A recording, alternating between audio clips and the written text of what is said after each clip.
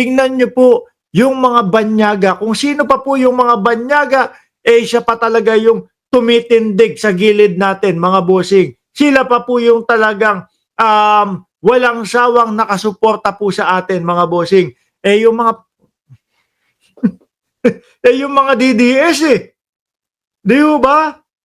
Mga kapwa natin Pilipino, pero sila pa ho, mga kababayan sila pa yung mismong nagsasabing hindi sa atin ang West Philippine Sea. O, di ba? Sabi nga nung iba dyan, mga makabagong makapili.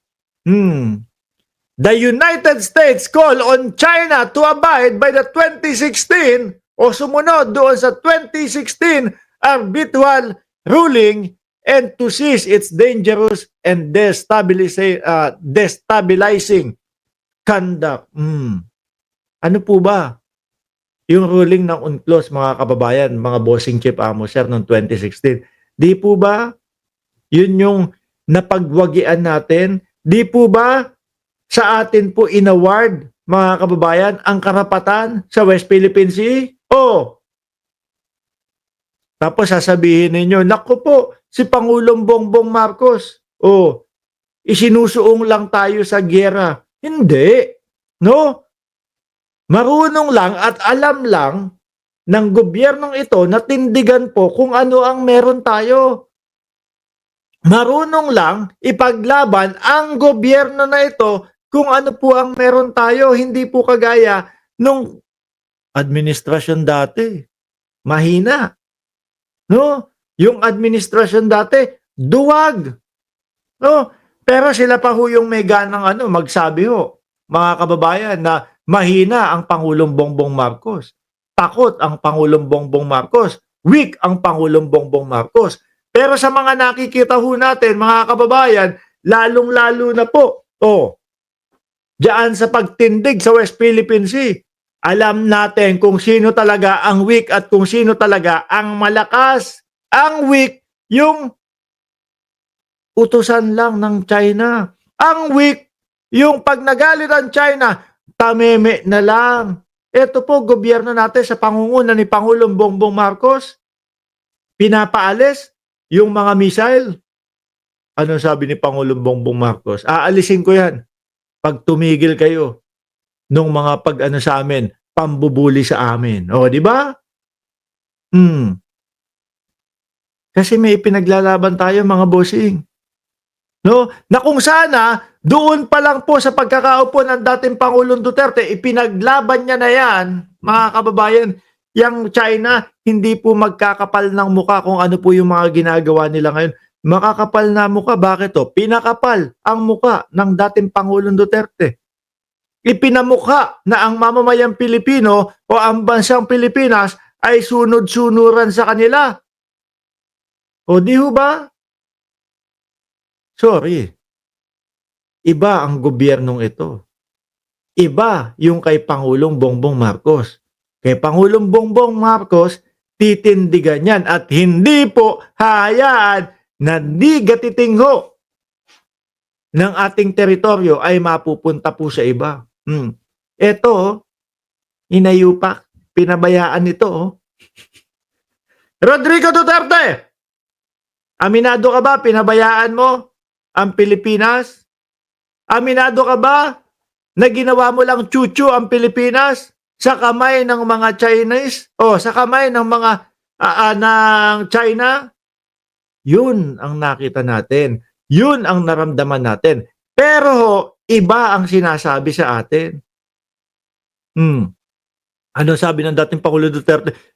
Gusto nyo pumunta ako dyan sa West Philippines, itarak ko yung bandila ng Pilipinas Nangyari po ba yun? Hindi.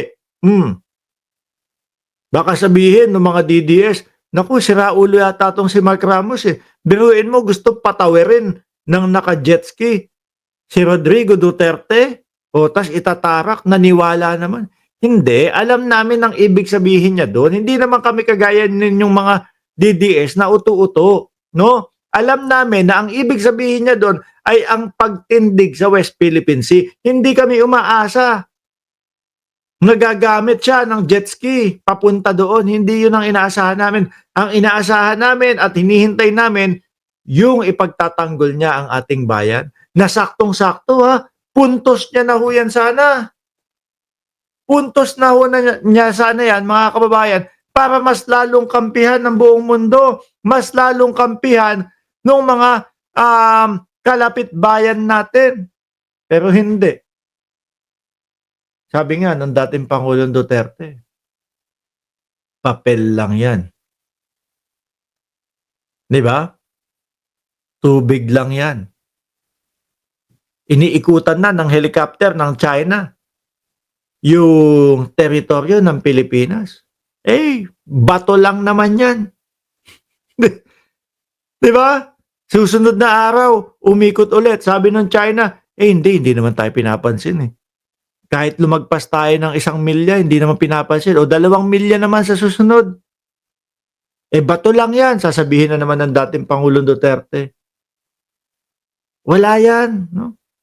Pero hinahayaan na makapasok sa sarili nating teritoryo. Sa susunod nun, mga bossing, pagka hinayaan ng hinayaan, sige, pasok kaya tayong Maynila. No? Rondahan natin yung Maynila. Naloko na. Di po ba? Naloko na ho, mga kababayan. Ang pinupunto ng mamamayang Pilipino, doon po sa wag hayaan na pumasok doon sa teritoryo ng Pilipinas, aabuso yan. Di ba? Kung hahayaan mo at hindi mo sisitahin at sasabihin mo, tubig lang yan, bato lang yan, susunod niyan, papasukin ka na talaga. Una, 1 helicopter. Susunod, 2 helicopter. Susunod, 4 na helicopter. Susunod, mga tora-tora na sa amin na Pilipinas. Probinsya na ng China. Shout out daw doon sa mga taga Orchard. Orchard. Ma'am Aba, hindi naman Orchard Towers yan ha. Orchard lang. Hindi, Singapore lang. Shout out daw doon sa mga taga Singapore. Pero inyo mga kababayan ha, Estados Unidos, nakatindig, nakatayo, parang kapatid po ng Pilipinas. Yan yung mga pinauwi ni dating Pangulong Duterte. Achoo, uwi kayo. No? Pinaalis. Tapos ano pong ginawa? Naging sunod-sunuran po sa China. Tapos ang kapal ng mukha, sasabihin, si Bongbong, weak leader yan. Di ba? Sabi ni Ma'am Aba, di naman Orchard Towers. Wag tayo dun. Gusto ko dun. Favorite ko dun eh. Joke lang. Joke lang. Alisin na ho natin ito, mga kababayan. Tanggalin na ho natin yan, mga bossing. Tapos, puntahan natin. Tsaka alam niyo ho, estilo ho, ng mga Duterte, mga bossing, parang yung ano ba tawag doon? Yung tipo bang kailangan, gagawin nila, kailangan nakahanda, naka-ready sa kanya. Ano tawag doon, mga kababayan? Saglit lang, i-google ko nga. Yung tipo bang, wait lang ha?